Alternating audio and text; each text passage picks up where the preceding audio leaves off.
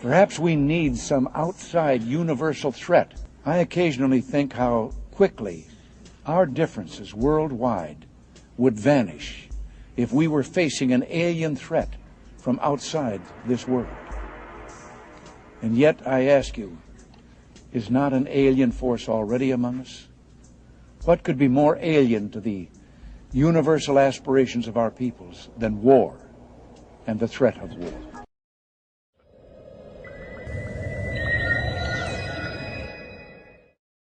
Researchers continue to piece together the fragments of ancient civilizations. We know how our ancestors farmed the land and built glorious cities 10,000 years ago. But what do we know about our ancestors' ancestors? Where did they come from? And is there a missing link to be found in Atlantis? Author and alternative historian Michael Sarian believes he has found that link. Atlantis is a perennial myth. It's fascinating, it's magical, it's interesting. And check out these Mayan stone carvings found in Mexico. The figure appears to be riding a rocket, his foot pushing on an accelerator. His body position is nearly identical to that of modern-day astronauts.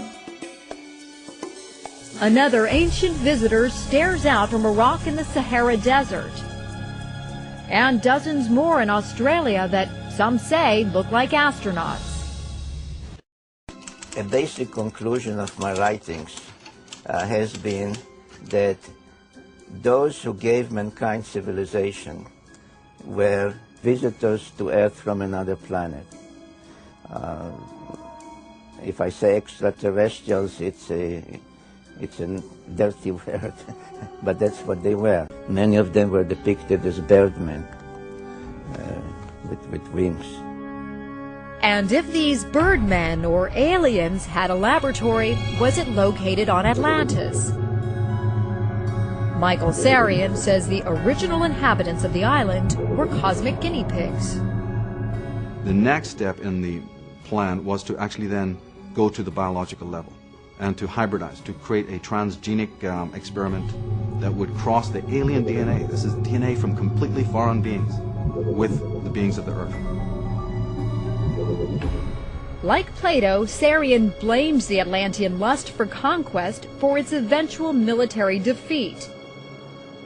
But just how the island disappeared is another theory altogether. According to Sarian, the end came not in earthquakes and tsunamis, but in a flurry of mushroom clouds that lit up the heavens.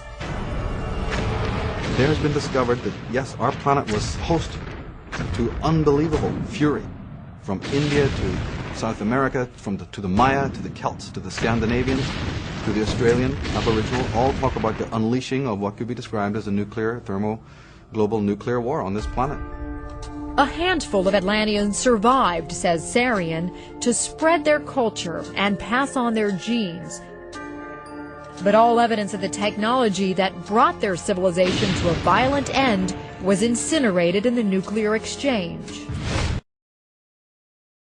But the idea of extraterrestrials fighting among themselves does not surprise me, because that's what we do, and I don't think there's an idea. The idea of them concerned about us leaving this planet and going somewhere to start anew is ludicrous, in my opinion, because if those entities, extraterrestrials, whatever we want to call them, are that smart to be able to get here with the kind of technology they have, they're obviously not going to allow us to go anywhere.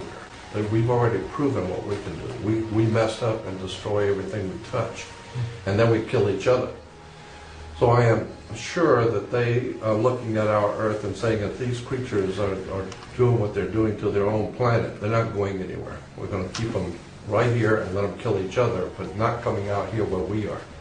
So I don't think they're going to allow us to go anywhere. I doubt that we could even exist or survive anywhere else than the Earth anyway, because I think we probably are designed for this particular planet. But the idea that there's a war going on among the extraterrestrials kind of fits with what the secret societies talked about, as above, so below. Fala, filho da puta! Calma aí, mano. Porra, não chocar o bicho, cara.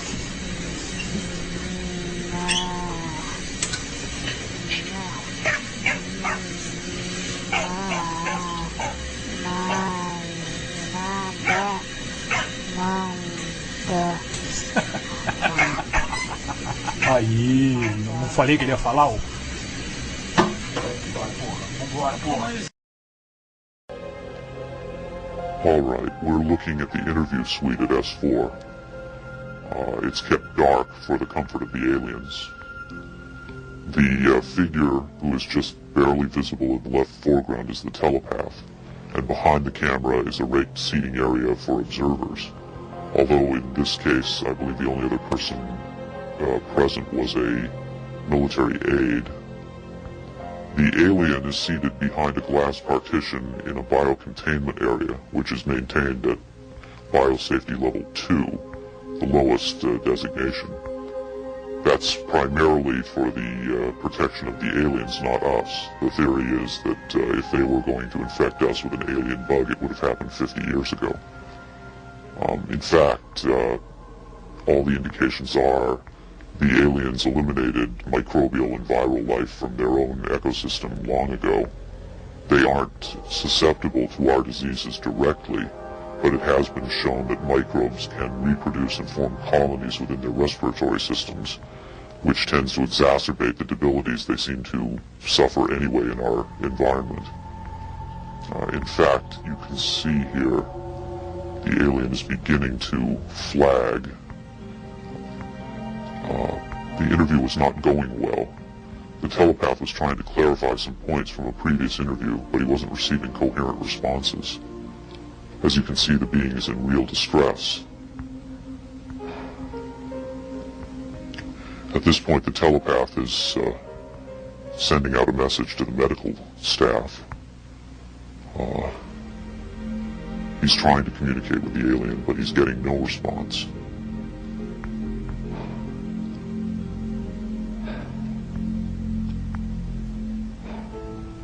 There's very little he can do. There's no direct connection between his space and the biocontainment area. That's the aide stepping in on the right. The medical staff should be there by now. They're slow in responding. There they are. I have to say the medical personnel at S4 are less than first rate. They tend to be selected for their willingness to keep secrets rather than their medical competence. By the way, he's not shining that light into the eyes. It looks that way, but in fact he's checking for hemorrhaging around the eye sockets and in the nasal cavity. I'm sorry. It's very hard for me to watch this.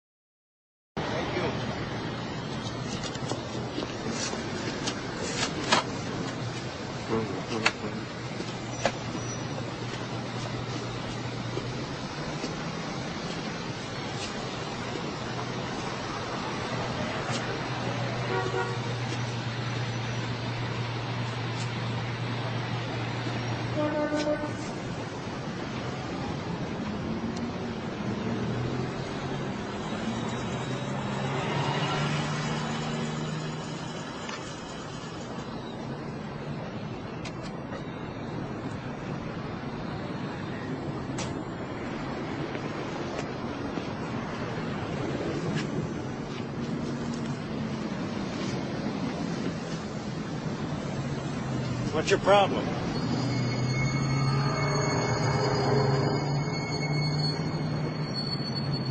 I said, what's your problem?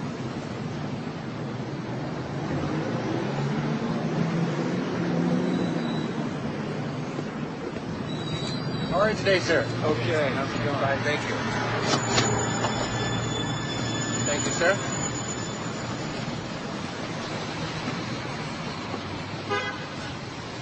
Here you are, sir. Thank you.